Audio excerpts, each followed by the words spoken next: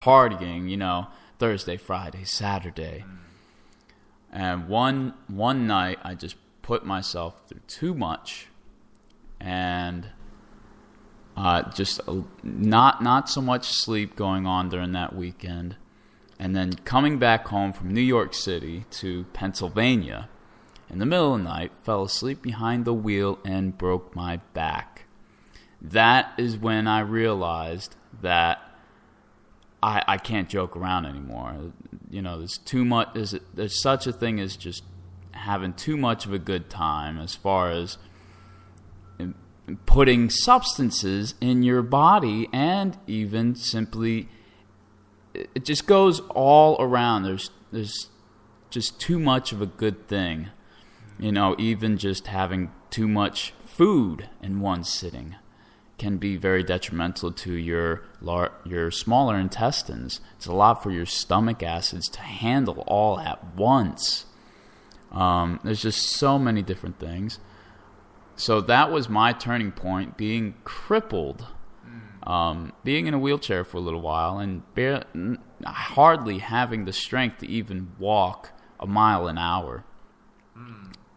So do you think that condition, or that consequence of, or not consequence, that circumstance where you were quote unquote crippled, do you think that made you more sensitive in your body to your external environment? Like you were able to sense things better because now you're essentially, you're losing your ability to move around. You probably have less distractions, and now you have to focus more inward because like pain is something that's always there.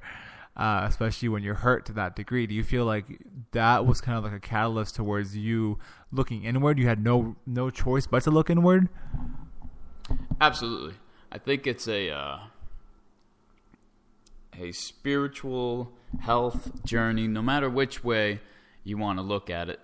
Some people might call it, the Christians or Catholics like to call it backsliding. Once you get to the low of the lowest, what are you going to do? You're going to all of a sudden change your life around, and you're going to be someone who goes to church on a weekly basis, who's going to give their all to their spiritual life because they thought they were at the bottom. For me, as far as health and physicality goes, that was my bottom. I couldn't walk anymore. Doctors told me I wasn't going to walk anymore.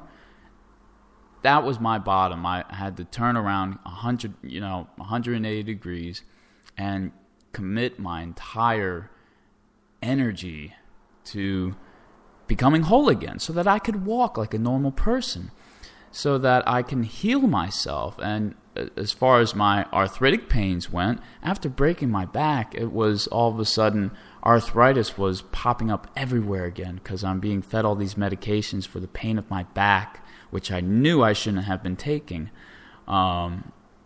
I was no longer working, so I was eating whatever was given to me, which was also causing me a lot of pain in all aspects. So just having that much drive and optimism to become whole again and to become a normal part of society, I think can drive a lot of people to do amazing, miraculous things. And I'm seeing a lot of people that are dying of obesity, and what that obesity is coming along with it: arthritic pains, fibromyalgia, several autoimmunes in one person. And so for these people to take the leap and to go on these extreme but fascinating, long-term juice fasts, I think is something very powerful, because now all of a sudden that's their church. That's something they're going to be doing on a daily basis, is drinking that green juice, how someone at the church would be reading their Bible.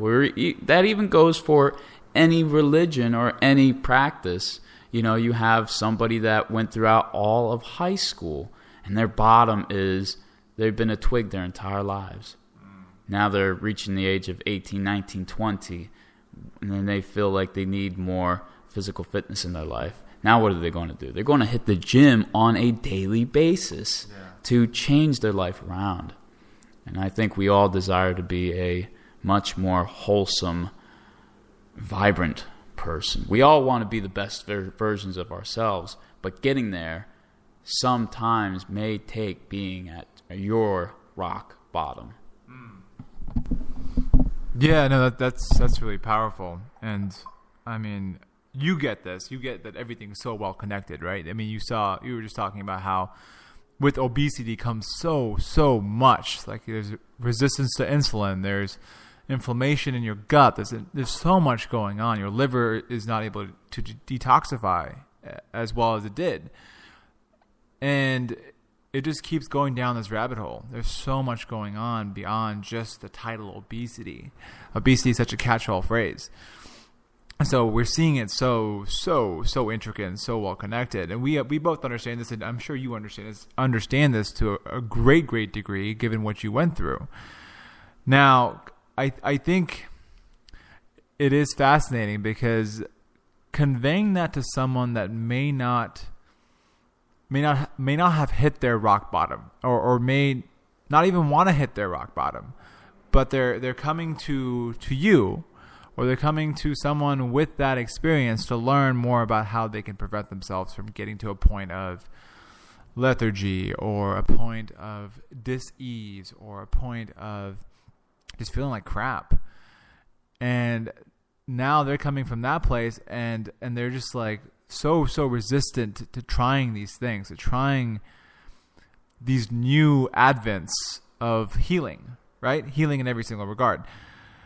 And even the word healing, they're like, why do I need to heal? Like, I feel fine. I feel healthy. And their context or their standard of healthy is something that's indicative of what their life has been for the past like 20 or 30 years. Like, they think that's normal. They think that, okay, like feeling sluggish or feeling like they have food coma after they eat a meal is normal. Or, feeling joint pain or ache pain when they're 30 is normal. I'm supposed to have joint popping, and this is just the way of life, and I'm supposed to get older and diseased. So what would you tell someone that is coming to you like that, who is experiencing these small yet, I think, big red flags, symptoms, so to speak, joint popping, inflammation, bloating, lots of gas, constipation, things of that nature? What would be the first 4 to 5 things that you would tell this person, in terms of how they can improve their wellness, how they can improve immediately? Because I think people are looking for results in a very external sense. They look at the mirror like, oh yeah, I want to be skinny, I want to be ripped, I want to be lean, I want to do all these cool things, I want to deadlift 500 pounds. But how can you convey a sense of subjective experience, subjective result, a feeling? How can you do that? What would you recommend? Wow, that's a great question. I'm still figuring that out myself. Now, let me get this straight. You're wanting to see people that are experiencing these minute problems. They're not major yet. They're small. So they're coming to you, coming to us, coming to people that are preaching this holistic health. What people that are maybe having resistance, you're saying, that are, oh, you mean I can't eat regular pasta anymore? There's going to be people that have a slight amount of resistance, and they just want to hear you encourage them. They want you to hold them by their hand, saying, here, let's make a small little change. If you're not dying yet, I'm not going to change your world upside down, and then 2-3 days later, you don't want anything to do with it. Yeah. There's just no point to that, because now you're just going to be pushing too many people away. I would say there's just small suggestions. It's like, hey, you want to be, you want to have a great physique, you want to lose weight, or you want to get rid of this particular pain. Let's make some small adjustments. Don't let me overwhelm you with with the knowledge that will possibly just accidentally get spewed out. Let me give you small little action steps. Okay, you can't stand giving up pasta? Have it a little bit less. I grew up in an Italian neighborhood, so there's a lot of people that can't give up their garlic bread and pasta. So telling somebody like that that's stuck in their ways, that's oh, you mean my mom was wrong? My grandmother was wrong? My pop-pop's wrong? You mean to tell me pasta's going to make me fat? Oh, man, you're going to hear all kinds of Italian craziness. Not to pick on Italians. I love them to death. But it's an example. So, well then, how about this? Have a little less pasta. Or maybe let's switch to a gluten-free pasta. Not everybody's gluten intolerant. That's, everybody's like, oh, the whole world's gluten intolerant. Some people do very well on it, okay? I think as far as them making change, positive change for them to have, let's say we're looking at somebody who's overweight and just wants to be trimmer, wants to fit into that summer bikini. Well, flat out, you need to cut down on all those complex carbohydrates and all the sugars that are going to be in your ragu sauce, that's going to be in the bread, the pasta. Excuse me. You're going to just have to simply cut certain things out, because 1 + 1 is always going to equal 2. I've seen some older, this happens a lot in the older generation. The younger people are so willing to make some change immediately.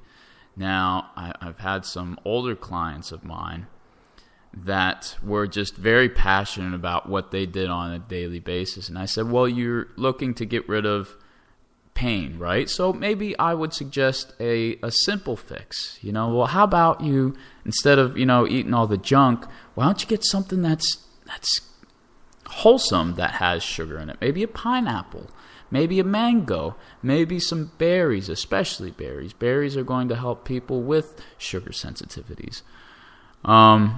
To reduce all of this inflammation that's going on in them.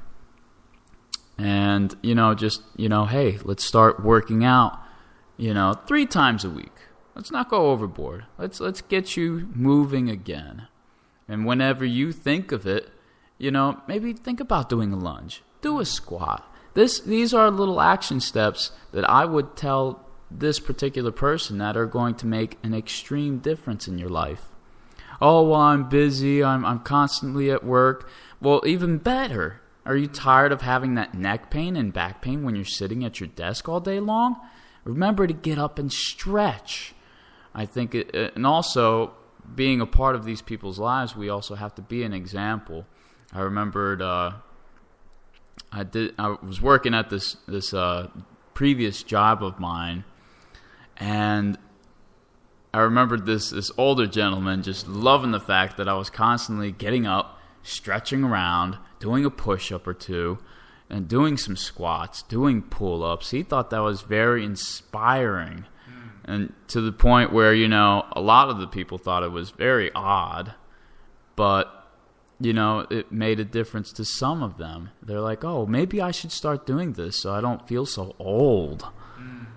So encouragement and not overwhelming these people. Small action steps are very key. Now, when you're dealing with people that are sick and they want to get better now, then sometimes you really do have to put them through such a program where you are somewhat holding their hand or having a team to hold these individuals' hands. People need that because as soon as they're doing something, let's say someone's got an extreme condition and they're doing maybe a 7-day juice fast of sorts. I think a lot of these people after day 1, they're going to hit a wall. They're going to break down. They're going to sit there and say, "No, I need something to eat. I need it now." This chewing fixation that we need for survival.